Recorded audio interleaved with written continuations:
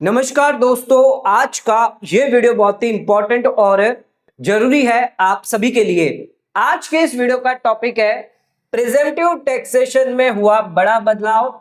44 AD, 44 ADA, 44 एई हो गए हैं खत्म। बिजनेस वाले जिन लोगों के लिए 44 एडी होता है, प्रोफेशन वाले जिन लोगों के लिए 44 एडीए होता है और ट्रांसपोर्टर के लिए 44 एई होता है, ये आप जरूर ध्यान दें। अब ये सेक्शन जो है वो 1 अप्रैल के बाद लागू नहीं होंगे। सरकार ने नया इनकम टैक्स एक्ट 2025 लेकर आ चुकी है और ये जो तीनों सेक्शन है आपके प्रिजम्पटिव टैक्सेशन, जहां पर आपको 6%, 8% का बेनिफिट मिलता है अगर आप बिजनेस से हैं। जो लोग प्रोफेशन से उन्हें 50% का बेनिफिट मिलता है। ट्रांसपोर्टर के लिए व्हीकल वाइज यहां पर बेनिफिट दिया जाता है। ये तीनों सेक्शन को जो है यहां पर खत्म कर दिया है, यानी 1 अप्रैल से ये तीनों सेक्शन लागू नहीं होंगे। लेकिन सरकार ने न्यू इनकम टैक्स बिल के अंदर एक नया सेक्शन लेकर आ गई है, जो है आपका सेक्शन 58। अच्छा, ये 58 के अंदर चाहे आप बिजनेस वाले हैं, चाहे आप प्रोफेशन से हैं, चाहे आप ट्रांसपोर्टर हैं, प्रिजम्पटिव टैक्सेशन अब आपके लिए ये एक ही सेक्शन रहेगा। आपको अलग अलग सेक्शन जानने की जरूरत नहीं है। ना आपको 44 एडी जानना है, ना 44 एडी ए पता होना चाहिए, या 44 एई क्या है। ये अब आप 3 अलग अलग सेक्शन याद नहीं रखेंगे। अब आपको सिर्फ एक ही सेक्शन याद रखना है, जो है सेक्शन 58। 1 अप्रैल से ध्यान रखिएगा, जितने भी बिजनेस पर्सन है, प्रोफेशन है, स्पेसिफाइड प्रोफेशन हो गए, और जो भी ट्रांसपोर्टर है, उन लोगों के लिए नए नियम जानना बहुत ही इंपॉर्टेंट है। तो आज का वीडियो बहुत ही इंपॉर्टेंट है, तो वीडियो को एंड तक जरूर देखें। चैनल पर नए तो सब्सक्राइब करें और बेल आइकन पर नोटिफिकेशन पे क्लिक करें, ताकि आपको आने वाले सभी नोटिफिकेशन रिगार्डिंग हमारे वीडियोस रेगुलरली मिलते रहे। आइए जानते हैं सेक्शन 58, जो हमारा नया सेक्शन है, जो 1 अप्रैल 2026 से लागू होगा प्रिजम्पटिव टैक्सेशन के अंदर। इसमें क्या लिमिट है, क्या फायदा, क्या बेनिफिट आपको मिलने वाला है, आइए जानते हैं। दोस्तों, सबसे पहले यहां पर सीरियल नंबर ध्यान रखना आपको। Serial number 1, 2, 3। 1 के अंदर यहां पर बोला गया बिजनेस वालों के लिए, यानी ये हमारा पहले होता था अपना 44 एडी। 44 एडी जो होता था, अब आपके लिए हो गया सेक्शन 58 सीरियल नंबर 1। ध्यान रखिएगा, यहां पर स्पेसिफाइड प्रोफेशन और ट्रांसपोर्ट वाले नहीं आएंगे। अच्छा, जो बिजनेस वाले हैं, कौन कौन एलिजिबल है? अगर आप रेसिडेंट है, ध्यान रखिएगा रेसिडेंट होने चाहिए, इंडिविजुअल है, एचयूएफ है, फर्म, यहां पर एलएलपी को अलाउड नहीं होगा। तो अगर आप बिजनेस है तो एलएलपी अलाउड नहीं होगा। फर्म, एचयूएफ, रेसिडेंट, इंडिविजुअल, इनको ही यहां पर प्रिजम्पटिव टैक्सेशन का बेनिफिट मिलेगा। अगर आपका टर्नओवर 2 करोड़ तक है, तो यहां पर आपकी डिजिटल रिसिप्ट, यानी डिजिटल ऑनलाइन रिसिप्ट जो होगी, अकाउंट पे चेक है या ऑनलाइन है, 6% तक आप प्रॉफिट उसमें दिखा सकते हो। और कैश रिसिप्ट अगर हुई तो 8% से आप दिखा सकते हो। ध्यान रखिएगा, ये मिनिमम है, इतना आपको दिखाना ही दिखाना है। अगर आप चाहें एक्चुअल, अगर आपके प्रॉफिट ज्यादा है तो आप ज्यादा भी दिखा सकते हो। किसी का 20%, 30%, 40% भी है तो वो दिखा सकता है। एक्चुअल प्रॉफिट आपको दिखाना होगा। तो ध्यान रखिएगा, डिजिटल रिसिप्ट में 6% है, कैश रिसिप्ट में 8%, यानी कैश सेल है तो 8% तक का प्रॉफिट मिनिमम आपको दिखाना है। और अगर आपकी ऑनलाइन अकाउंट पे सेल हो रही है तो उस केस में मिनिमम 6% आप दिखा सकते हो। अच्छा, अगर आपका टर्नओवर 2 करोड़ से 3 करोड़ तक के लिमिट अगर आपको लेनी है, तो उस केस में जो भी आपकी कैश सेल होगी वो 5% से ज्यादा नहीं होनी चाहिए, यानी कि 95% से ज्यादा आपकी ऑनलाइन सेलिंग होनी चाहिए। ऑनलाइन हो गई, अकाउंट पे चेक से हो गया, या आपने ई मोड से, ई जैसे कि आपने यूपीआई कर दिया, इस मोड से आप कर सकते हो। कैश में अगर आपकी हुई तो उस केस में 2 करोड़ की लिमिट रहेगी, और अगर आपकी 95% या उससे ज्यादा ऑनलाइन रही तो आप यहां पर 3 करोड़ की लिमिट ले सकते हैं। बिजनेस में आपका 3 करोड़ तक प्रिजम्पटिव टैक्सेशन का बेनिफिट आपको मिल जाएगा। नेक्स्ट आ जाते हैं स्पेसिफाइड प्रोफेशन। अच्छा, स्पेसिफाइड प्रोफेशन कहां पे डिफाइन किए गए हैं? पुराने एक्ट में 44(a) के अंदर स्पेसिफाई किए गए, नए एक्ट के अंदर सेक्शन 62(4) के अंदर, जैसे चार्टर्ड अकाउंटेंट हो गए, डॉक्टर हो गए, मेडिकल फील्ड से, इंजीनियर फील्ड से, ये सभी स्पेसिफाइड प्रोफेशन माने जाते हैं। तो यहां पर अगर आप रेसिडेंट, इंडिविजुअल है, फर्म है, ध्यान रखिएगा यहां पर भी एलएलपी को अलाउड नहीं होगा। तो यहां पर आप 50 लाख तक की अपनी ग्रॉस रिसिप्ट, जो भी आपकी रिसिप्ट आ रही है 50 लाख तक की अगर है, तो आप ये सेक्शन ऑप्ट कर सकते हो, सेक्शन 58, जिसके अंदर आप 50% अपना प्रॉफिट दिखा सकते हो। जो भी, मान लीजिए अगर आपकी 50 लाख की है तो 50% यानी 25 लाख का आपको प्रॉफिट मिनिमम दिखाना ही होगा। और अगर आपका प्रॉफिट ज्यादा हुआ तो आपको ज्यादा दिखाना है। 50% से ज्यादा हुआ, 60, 70, 80 हुआ तो वो भी आपको दिखाना पड़ेगा। ध्यान रखिएगा, यहां पर हायर प्रॉफिट अगर हुआ तो हायर प्रॉफिट दिखाना मैंडेटरी है। तो ये हो गया आपका 44 ADA, पहले हुआ करता था, अब ये आपका सेक्शन 58 अपना सीरियल नंबर 3 हो गया। नेक्स्ट आ जाते हैं ट्रांसपोर्टर के लिए, यहां पर सीरियल नंबर 2 है, सिर्फ रेसिडेंट इंडिविजुअल फर्म।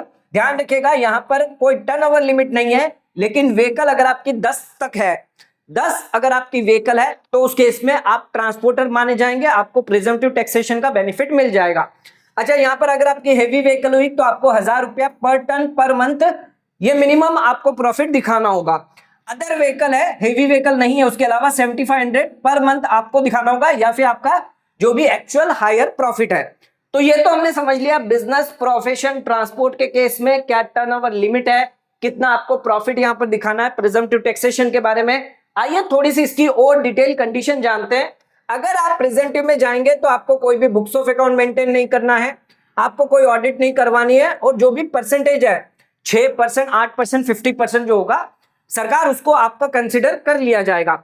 लेकिन अगर आप 6%, 8% से भी कम दिखाना चाहते हैं तो फिर आपको बुक्स ऑफ अकाउंट मेंटेन करना पड़ेगा और ऑडिट भी करवाना होगा। बुक्स ऑफ अकाउंट कौन से सेक्शन में अब हो गया? 62, पहले ये होता था आपके 44AA में। और ऑडिट अब कौन से सेक्शन में आपके लिए हो गया? सेक्शन 63, पहले कौन सा होता था? 44AB में। तो पुराने सेक्शन के साथ साथ आपको नए सेक्शन भी अब याद रखने पड़ेंगे, तभी आप आगे काम कर पाएंगे। अच्छा, अप्लीकेबल ये कब से होगा? टोटल इनकम आपकी अगर बेसिक एग्जम्पशन लिमिट से ज्यादा हुई तो आपको बुक्स ऑफ अकाउंट मेंटेन भी करना है और ऑडिट भी करना है। अच्छा, अगर आप प्रिजम्पटिव में जाते हैं तो कोई खर्चा आपको नहीं मिलेगा, ना ही कोई डेप्रिसिएशन का बेनिफिट और ना ही कोई लॉस आप क्लेम कर पाएंगे। ध्यान रखिएगा जो भी आपकी WDV होगी वो आपको रिड्यूस करके मानना पड़ेगा, यानी हर साल आपको डेप्रिसिएशन उसमें से रिड्यूस करना है, लेकिन डेप्रिसिएशन का कोई फायदा बेनिफिट आपको नहीं लेना है। अच्छा, जो लोग यहाँ पर गुड्स कैरेज ट्रांसपोर्ट का बिजनेस है वो अब जैसे फर्म है अगर कोई, तो पार्टनर सैलरी और इंटरेस्ट का बेनिफिट ले सकते हैं। अच्छा, 5 साल का लॉक इन पीरियड रहेगा बिजनेस वालों के लिए। यह है आपका 44AD जो अब हो गया 58 सीरियल नंबर 1। यहां पर 5 साल का लॉक इन पीरियड दिया गया, इसको समझिएगा।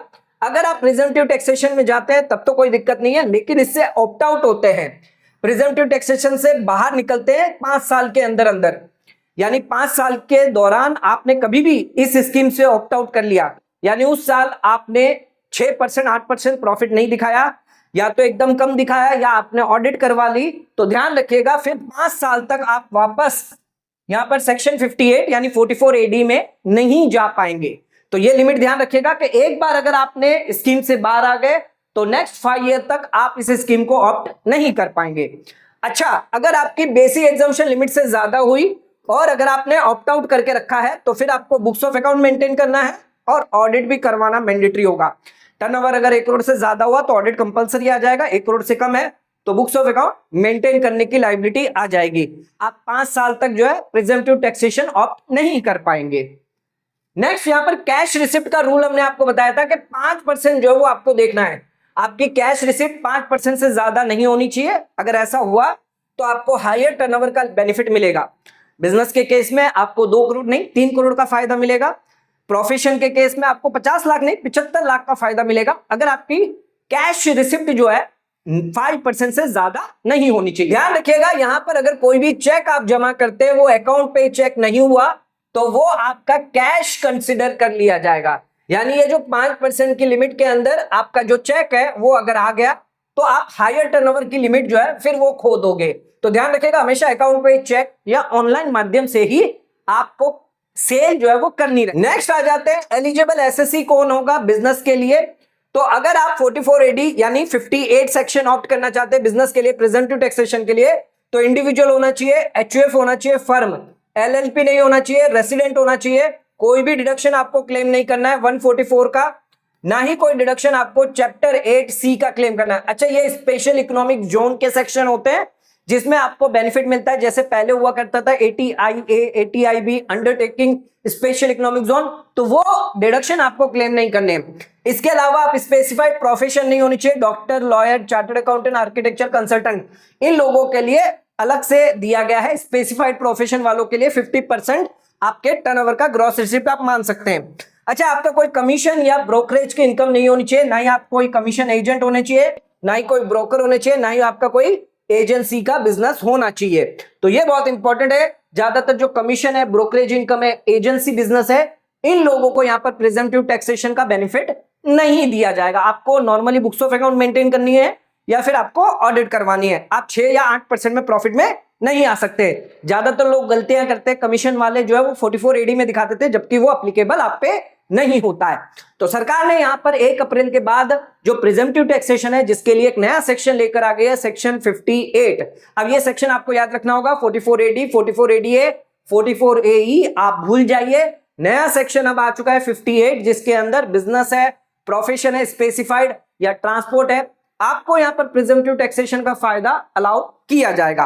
तो दोस्तों आज का वीडियो अगर आपको पसंद आए तो वीडियो को लाइक शेयर सब्सक्राइब करना ना भूलें, वीडियो को ज्यादा से ज्यादा शेयर करें ताकि और लोगों तक इसकी नॉलेज पहुंच सके। आज का वीडियो खत्म करते हैं, धन्यवाद।